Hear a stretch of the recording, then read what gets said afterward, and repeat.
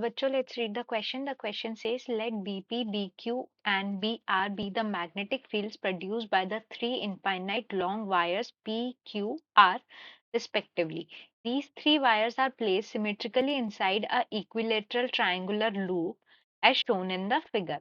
Current in three wires are shown in figure if integration A to B Bp dot dl is equals to 4 mu naught and integration C to A Bq dot dl is equals to minus 15 mu naught. Considering SI units, the value of I is.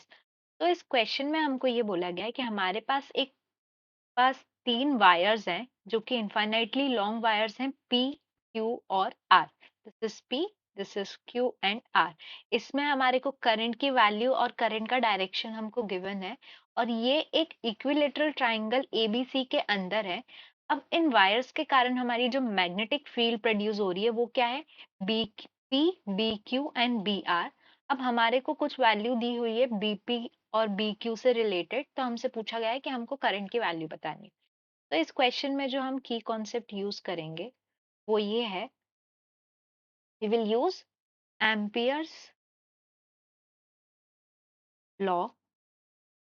Ampere law क्या बताता है हमको कि close integral of B dot dl this is equals to mu naught times I net.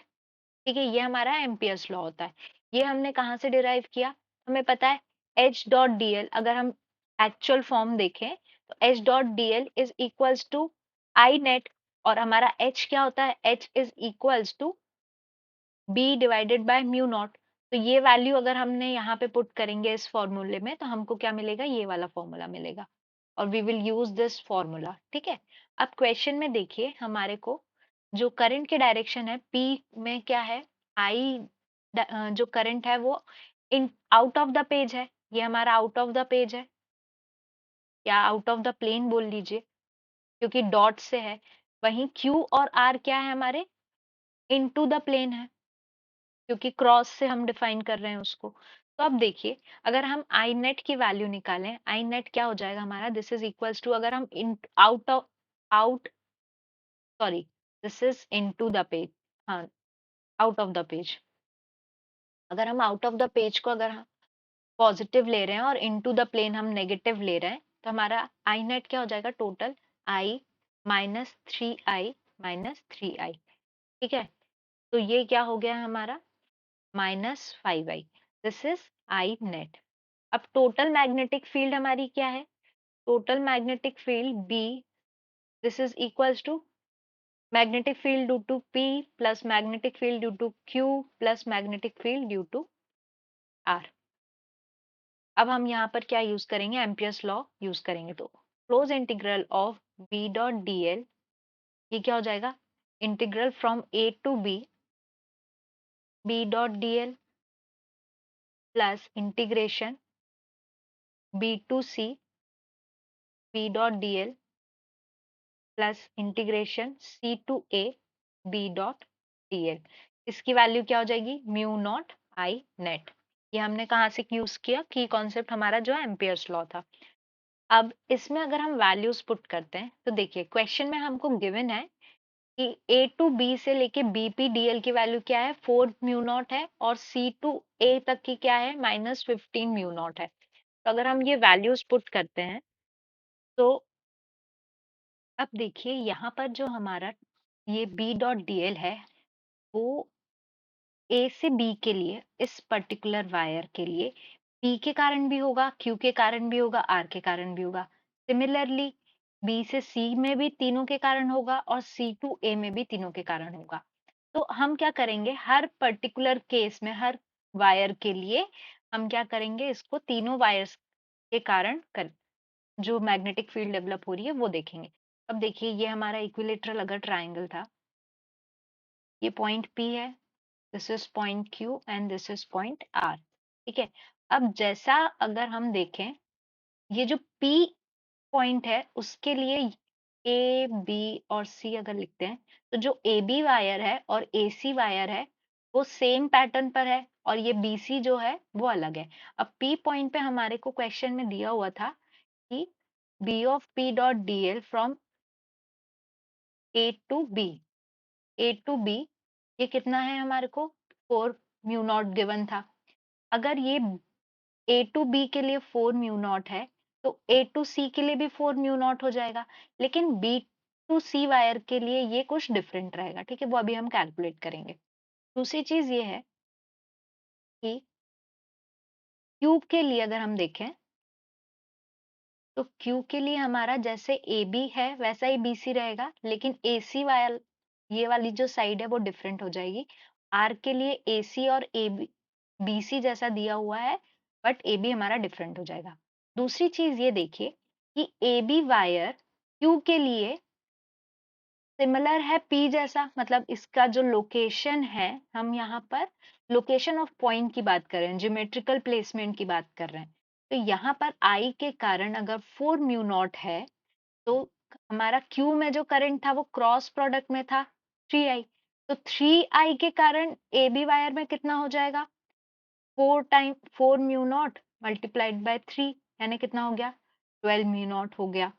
और A B wire के लिए जो ये आर है वो हमको क्वेश्चन में दिया हुआ था, ये क्या था, बी क्यू के कारण एसी में दिया हुआ है, बी क्यू के कारण एसी में दिया हुआ है, यानी ऑपोजिट वाला ये कितना दिया है हमको, 15 म्यू नॉट।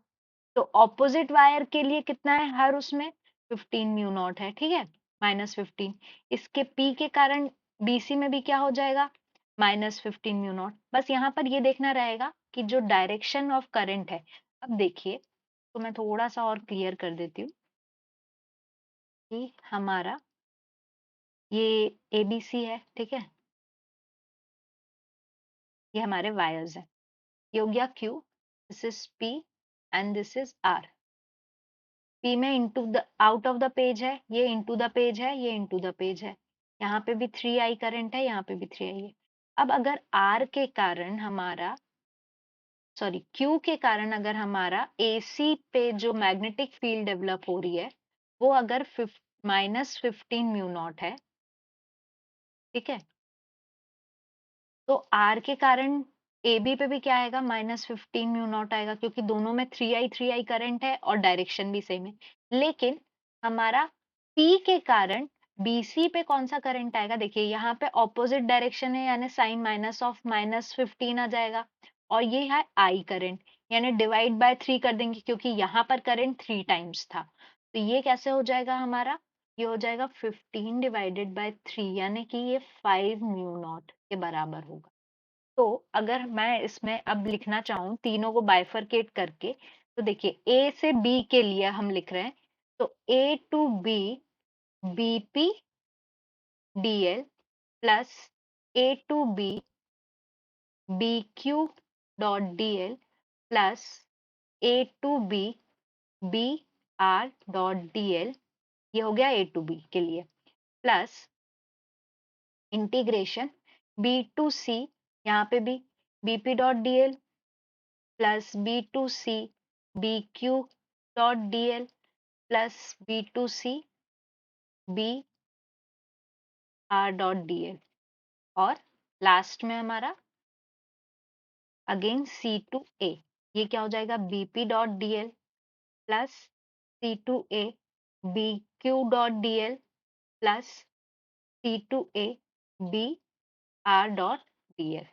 अब हम एक एक करके इनकी वैल्यूज पुट करेंगे, तो यहाँ से हमारे को बीपी का ए टू बी पे कितना था, हमको क्वेश्चन में ही ये गिवन था 4 म्यू नॉट, ठीक है, यहाँ जाएगा ये 4 म्यू नॉट, प्लस अब क्यू के लिए कितना हो जाएगा, तो क्यू के लिए भी ये सेम ही रहेगा, लेकिन 3 टाइम्स हो जाएगा, और हमारा डायरेक्शन चेंज है तो हम उसको माइनस से डिनोट करेंगे, -4 3 12 म्यू नॉट, और आर के लिए हमको क्वेश्चन में गिवन ही है, आर के लिए क्या हो जाएगा, -15 म्यू नॉट। ये हो गया हमारा ए टू बी के लिए, प्लस अब अगर हम बी टू सी जाते हैं, तो बी टू सी देखिए, ए पी पॉइंट के लिए हमारा क्या हो जाएगा, 5 म्यू नॉट, प्लस क्यू के लिए कितना हो जाएगा, क्यू के लिए ये हमारा है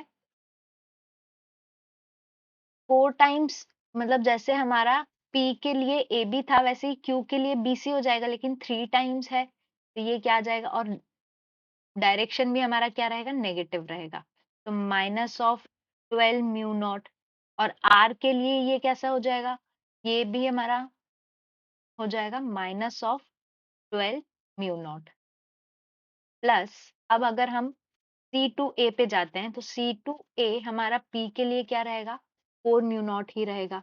ठीक है, यहाँ पे आ जाएगा 4 म्यू नॉट।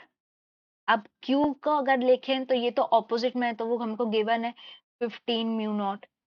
और आर के लिए देखें तो ये है तो पी के लिए जैसे ए बी था वैसे ही, लेकिन 3 टाइम्स हो जाएगा क्योंकि 3 I करंट है, और माइनस में रहेगा क्योंकि हमारा direction change, minus 12 mu naught. अब ये इस पूरे की जो वैल्यू थी वो किसके बराबर था, हमारा integration B dot D L, जो कि हमारा इक्वल है म्यू नॉट आई नेट के बराबर। तो यहाँ से हमको आई नेट की वैल्यू हमको पता है, हमने कैलकुलेट करी थी, वो कितनी थी हमारी, -5I, -5I mu naught. This is equals to, अगर हम इस पूरे को सॉल्व करते हैं तो हमारे को वैल्यू मिलेगी, तो यहाँ पे ये वैल्यू आ जाएगी हमारी -65 म्यू नॉट, और ये किसके बराबर है, -5I म्यू नॉट के। म्यू नॉट हमारा कैंसिल हो गया, तो यहाँ से आई की वैल्यू क्या आ जाएगी हमारी, 65 डिवाइडेड बाय 5, जो कि है 13 ampere. This is the final answer, I is equals to 13 ampere. ये हो गया आंसर। तो करेक्ट ऑप्शन क्या हो जाएगा, option C. I hope you understood the question well, best of luck.